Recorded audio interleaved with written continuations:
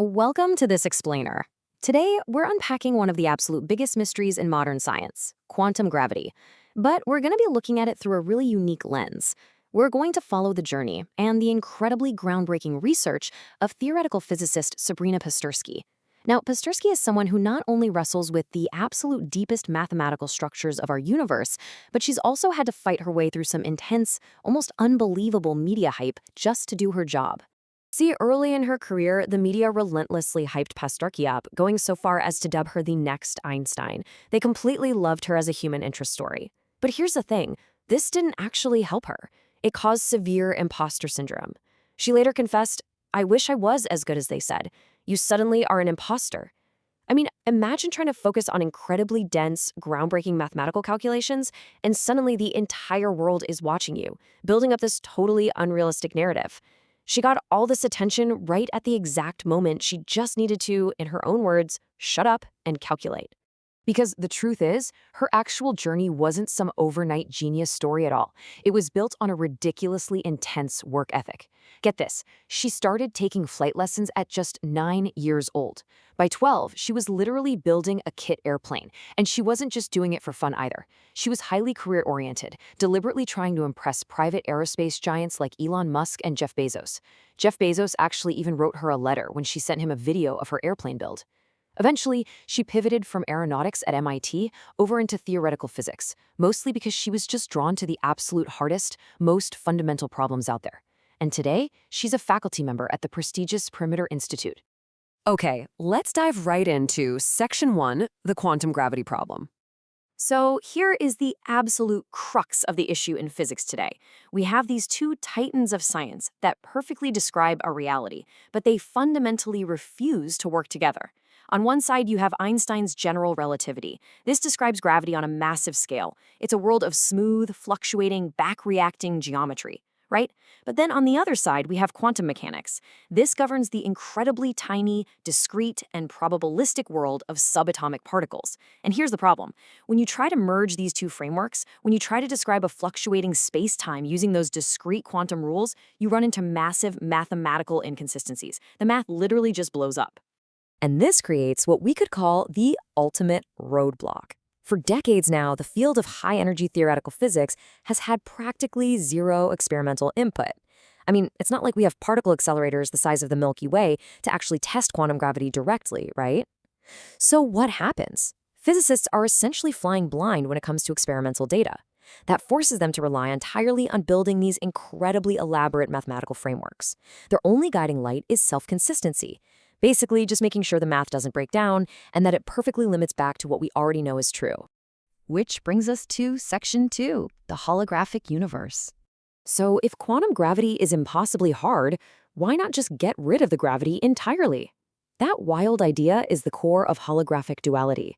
It's this mind-bending concept that a really complex, higher-dimensional physical theory that includes gravity can actually be perfectly mathematically described by a simpler, lower-dimensional theory that doesn't have gravity at all. It's all about finding an equivalent mathematical description where those impossible gravity equations simply do not exist, yet you still get the exact same physical answers. Now, if that sounds a little too abstract, let's ground it with a really amazing analogy. Think of your favorite 3D video game. Step 1 is the 3D world you're exploring in the game. This represents our complex, bulk universe with gravity. Step 2 is the actual mathematical code governing everything in that world. Step 3 is your completely flat 2D television screen. Even though you are experiencing a rich 3D world with gravity, every single piece of information, all the dynamics, all the physics of that game, they are perfectly encoded on a flat, two-dimensional, non-gravitational screen. That is exactly how holography works in theoretical physics. But of course, there's a catch.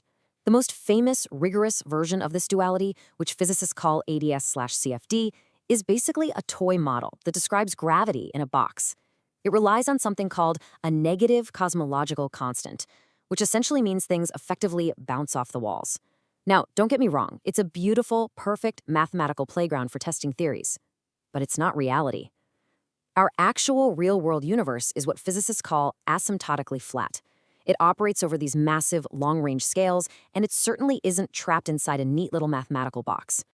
Now let's see how Pasterski tackles this exact issue in Section 3, mapping the celestial sphere. I want you to imagine looking up at the night sky. Look out to the very, very edges of space and time, infinitely far away. At those tremendous distances, the space-time of our universe actually appears perfectly flat. This poses a really massive question for physicists. Can we somehow map the extremely complicated physics happening right here, down in our day-to-day reality, entirely onto that flat edge of the universe? And this brings us right to the mechanics of celestial holography, which is the exact framework Pasterski has been developing for nearly 10 years. What she does is take the holographic principle and forces it to work in our real asymptotically flat universe. She looks at four-dimensional scattering data. So imagine zooming in on two tiny gravitons colliding and bouncing off each other right here in our reality. Celestial holography takes the data of that 3D collision over time and mathematically projects it all the way out onto a 2D celestial sphere at infinity, essentially onto the night sky. By looking at ultra-low energy infrared physics, she's actually able to find the hidden mathematical symmetries that make this projection possible. 2. This single number represents a totally wild concept in her specific field, known as codimension 2. What this means is that physicists are literally reducing our four-dimensional, dynamical, living reality down by 2 whole dimensions. They're projecting our entire universe onto a 2-dimensional surface that isn't even moving through time. It's completely non-dynamical. Yet, magically, this frozen 2D surface still contains all the necessary mathematical data to perfectly describe the endlessly complex universe we actually live in. Mind-blowing, right? And hey, this isn't just invisible math trapped on a chalkboard somewhere. One of Pasterski's proudest discoveries is something called the spin memory effect. By digging deep into these abstract mathematical symmetries, she and her colleagues found a brand new universal theorem. It actually predicts that when a gravitational wave passes through space, it leaves a tiny but permanent distortion in the very fabric of space-time itself. And what is so incredibly exciting about this is that this abstract discovery is potentially measurable in the future. We might actually be able to detect it using space-based gravitational wave detectors or even highly advanced versions of LIGO. Which leads us perfectly into our final part, Section 4, Engineering the Future. So this captures a massive occidental problem happening in theoretical physics today. Over decades of relying entirely on pure math without new experimental data, brilliant physicists have accidentally trapped themselves inside isolated silos. You've got string theory folks working top-down, you have amplitudes researchers looking strictly at particle collisions, and quantum information scientists modeling entanglement and qubits. They're all, at the end of the day, trying to solve the exact same problem, quantum gravity, but their knowledge has become so wildly specialized that they literally speak different mathematical languages. They actually have a really hard time even talking to each other. Now, Pasterski sees this happening, and she brings a totally unique, fresh perspective to it. She looks at theoretical physics right now and realizes, well, it's not just a math problem anymore. It's actually a data science and engineering challenge. Her goal is to systematically bridge these subfields. In fact, some of her early successes came from simply realizing that two extremely complex equations sitting in entirely different academic papers were mathematically identical. And she is definitely putting this plan into action. Leveraging her unique position at the Perimeter Institute, along with a massive grant from the Simons Foundation, she's currently funding a wildly interdisciplinary effort. They aren't just sitting alone in rooms doing calculations anymore. They have interns actively scraping scientific databases, using data science to map out what she calls the knowledge canon of physics. She wants to automate these mathematical connections across the different silos so that the next generation of physicists actually has a clear roadmap, and they don't just get completely lost in decades of scattered, disconnected math. So, as we wrap up this explainer, I want to leave you with one final, totally mind-bending thought. Next time you look up at the night sky, I want you to ask yourself, is everything you see, everything you experience in your rich, three-dimensional life, really just a flat 2D projection of a much deeper, hidden reality? Because that is the exact frontier Sabrina Pasterski is mapping out for us right now. Thanks so much for joining me as we decoded this absolutely fantastic subject. Keep exploring, keep asking questions, and I'll catch you in the next explainer.